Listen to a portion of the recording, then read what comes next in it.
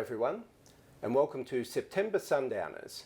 We're here with our corporate sponsor for September Sundowners, Miskawaan Health Group. And I'm here with the chairman, David Bohm. David, how are you? Good morning, Brendan. Very good. Thank you. Nice to be here. Great. Thanks for joining us, and thanks for your support of September Sundowners as well. It's a pleasure. Yeah. Excellent. David, I know Miskawaan quite well. I've been here for treatment before. Your team is very active within AustCham, but for any of our audience who doesn't know Miskawaan, can you give us a brief snapshot of the group? Sure. Thanks, Brendan. Well, Miskawaan Health Group was founded here in Thailand in 2018 to take advantage of the medical protocols and therapies of my co-founder, Dr. Johannes Wesley, who's a German doctor who's been practicing for over 40 years in Germany. And the kind of medicine we practice is known as integrated functional medicine. So we are a licensed medical clinic. All of our doctors here, our Thai doctors, are licensed medical doctors. Right. And the difference is that we like to think we use the best of conventional medicine and what we know as functional medicine. Right, great. So you mentioned functional medicine. What exactly is that? And I guess how important is it for the future of healthcare? Good question. Dr. Wesley always likes to say the best doctor is your own body. Good one. So what it means is that we use the inherent capabilities of the human body to maximize the health outcome of any individual. Right. So the medicine is quite precise and it's very much individual, because we found that in modern healthcare, firstly, the doctors don't have a lot of time to see the patient. I think the average globally is something like 7 minutes. And during that time, 7 minutes, there's not much time to find the underlying cause of disease. Right. So what functional medicine does is it goes back to the original kind of treatments that people used to receive, which is a comprehensive review of the whole body. Right. So it's kind of like traditional Thai medicine, traditional Chinese medicine, where the practitioner is looking at the individual as a whole person and not a collection of parts. Right. Because inevitably, when someone has some serious disease or some serious illness, the people have more than one condition, and some of these things impact on the other.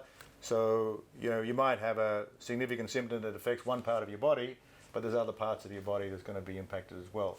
So really at functional medicine, we bring all of it together, and the doctor can determine, after quite a detailed analysis of not just your medical condition, but also your lifestyle, and so what we call the epigenetics, the universe of your health. Right. And that all impacts on how you need to be treated and how to recover and maintain your health. Right. So it's really looking at us all as the unique individuals we are, as opposed to a one-size-fits-all examination Which doesn't of us, work. which doesn't work. I mean, modern medicine has evolved to be guideline therapy. So you go and see a doctor and, you say, I've got this symptom, and he looks at his computer and the computer says, okay, this drug. Right. But we're all going to get the same drug, whether we're Australian or Thai or Chinese or from some other part of the world, whether we're female or male. Different size bodies, different genetics from our parents and ancestors. Exactly. So it's not the fault of the doctors, it's just the way the system has evolved. And with guideline medicine, some people will suit the guideline and have a benefit. Some people will have no impact. But if they're getting pharmaceutical drugs, there will be a side effect. There's always a side effect. And some people will be, unfortunately, adversely impacted by taking that medicine. Right. And do you see a change in the nature of how people are approaching medicine as well? I know growing up young, it was very much a cure factor. You need to be very sick to even consider going to a doctor. I guess we all thought we were tough. Yeah, that's right. But today people are taking that preventive action. I don't want to wait until I'm sick. I want to get on top of things before that happens. So, and I guess that's a growth of your industry too. We're seeing a lot more clinics open up. Right. With that in mind, what is Miskawaan offering compared to the other clinics and the hospitals that are offering towards preventive and cure approaches? Right. Yeah, we love prevention. I often sort of talk to people who've got a beautiful car, and that car will go into the workshop twice a year without fail and come back all tuned up.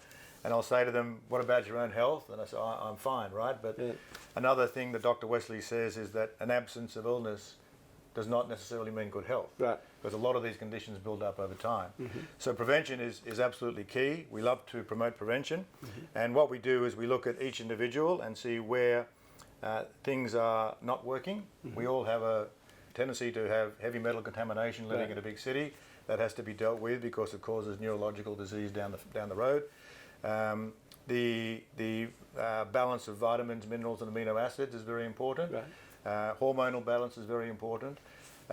Things like what they call metabolic syndrome, which is essentially what we know as diabetes. And you're right, it is very individual, it's very precise. And so even if you come in as a relatively, well, you think you're relatively healthy, I can assure you there's some things going on that aren't going to be good for you down the track, because everybody has something, right? So we love to look at you as a person before you get seriously ill, and it helps the doctor a lot, and it helps obviously the patient a lot, and the overall cost of the treatments is much lower if you're coming in earlier. And I think that it's very critical as well in the time of COVID-19 that at least people have come to the realization that if your immune system is compromised, then you're going to have a much worse impact if you get a serious virus or bacterial infection, like the most talked about virus at the moment, COVID-19. We found that modern medicine doesn't treat viruses as well as they do, for example, bacterial infections. A bacterial infection, you can get an antibiotic, and usually that's going to do the trick, and you're fixed. With viruses, it's not that easy. Viruses are very clever, as we see with COVID-19, and they keep mutating.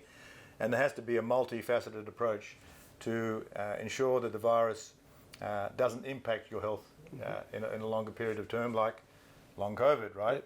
We have a very good treatment protocol for long COVID. We are very successful in things like autoimmune disease, because most doctors, when they go to medical school, in an average course of 6 years, they spend about 3 or 4 days on autoimmune disorders. So they don't really have the medical know-how to handle it. Our scientists have researched this extensively, and we understand why people get autoimmune diseases. It's often deficiencies in vitamins, minerals, amino acids. So this is the kind of underlying thing that we're looking for, and really helping people to understand their own health.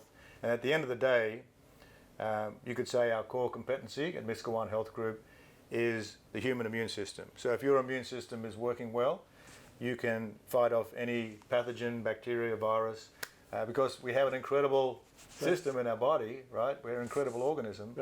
In fact, it's a miracle every day that we can exist, right? It's so complicated, and we learn so much about the human body every day. And one of the scientists we work with recently said to me that there's some theories now.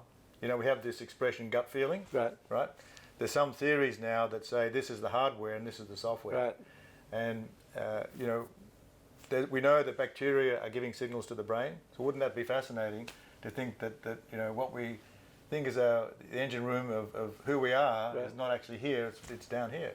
It's possible. We don't know enough yet. It is. But just going back to COVID as well, we started our conversation before saying we try not to talk about too much, but I'm also interested in, I know just the basic advice we were given is things like try to take more vitamin C and just live healthy in general to make sure that you're equipped to fight COVID.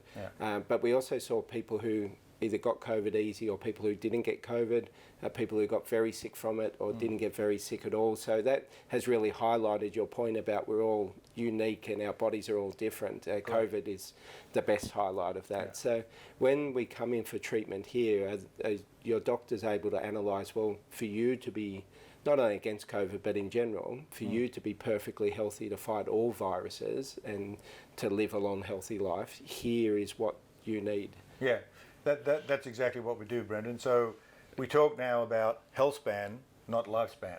Because you want to grow older and be healthy at the same time. Right.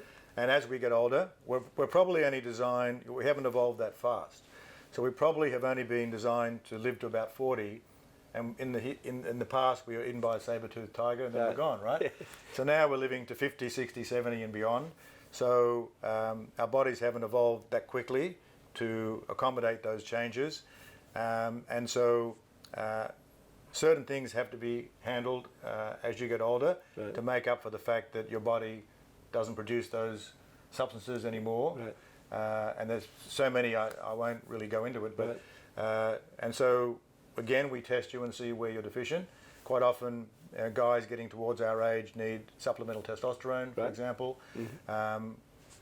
Women go through menopause, men go through andropause. We have therapies that can help men and women go through those conditions without things like hair loss or weight gain or mood swings, because we understand the hormonal impact of that.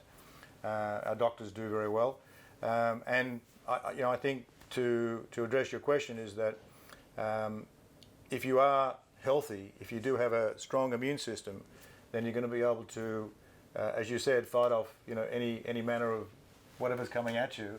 And I think that COVID has taught us that. But in terms of susceptibility to things like COVID, definitely your genetic makeup makes a difference. But our chief cardiologist, Dr. Ross Walker, who's also an Australian, he always says it's your genes that load the gun, but your epigenetics that pull the trigger, right? So it's how you live your life that's really important as what's going to have the most impact on your health.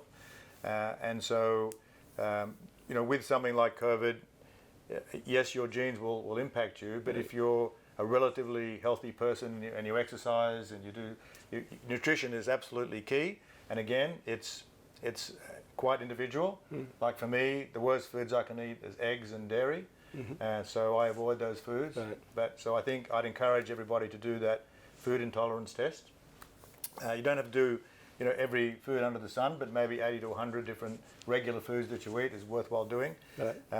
And when I stopped eating eggs, I lost 2 inches around my waist without losing weight, and that was just gut inflammation because I'm eating the wrong food for me. Right?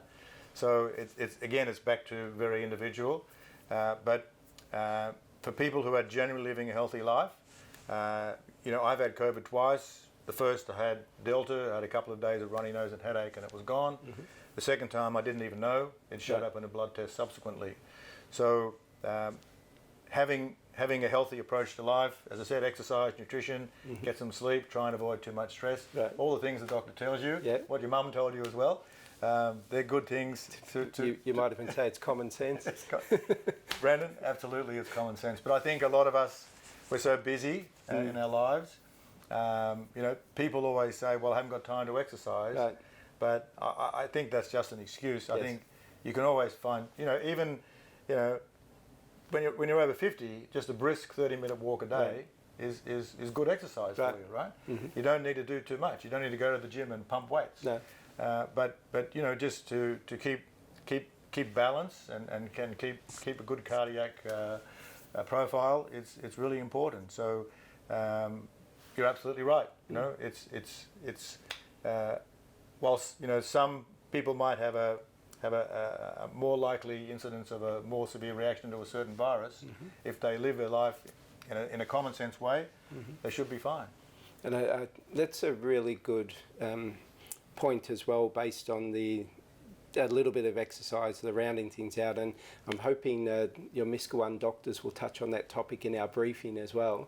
How to do 8 hours of purely high energy work a day at the office, as opposed to trying to do 10 or 12 hours and dragging it out and maybe working at half pace simply because you don't have the energy. So looking forward to hearing more from the speakers at the briefing on that one. They definitely will give advice to the attendees about that. Dr. Manop, who's a medical doctor, and Dr. Andy, who's a physiotherapist, he's our director of rehabilitation. They have a lot of good ideas as to how to live a healthy life without it impacting on your life. Right?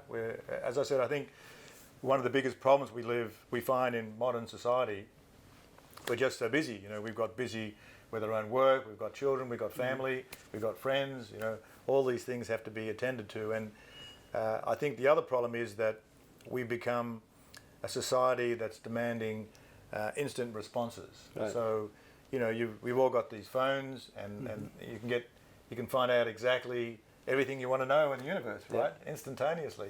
When we were growing up, we had to go and look in Encyclopedia Britannica, or ask our parents. Plan a trip to the library.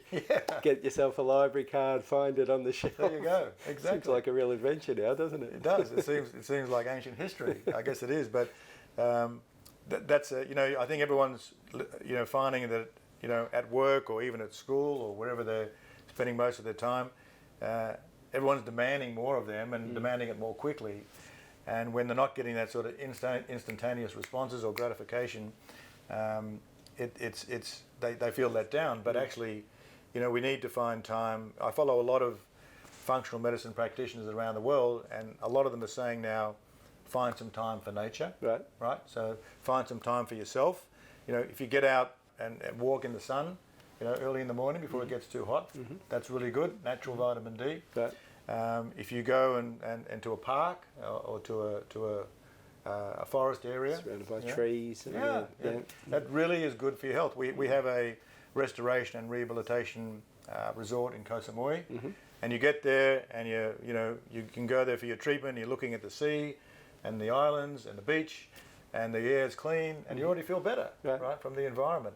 So any natural environment is going to be good for us, especially those of us living in a big city like Bangkok. And I think obviously good sleep is critically important, as you mentioned, and also spending a bit of time each day for us, whether it's reading a book or meditation, or going to a temple or to a church or to a synagogue or to a mosque, whatever works for you. Just, we don't give enough time for ourselves anymore.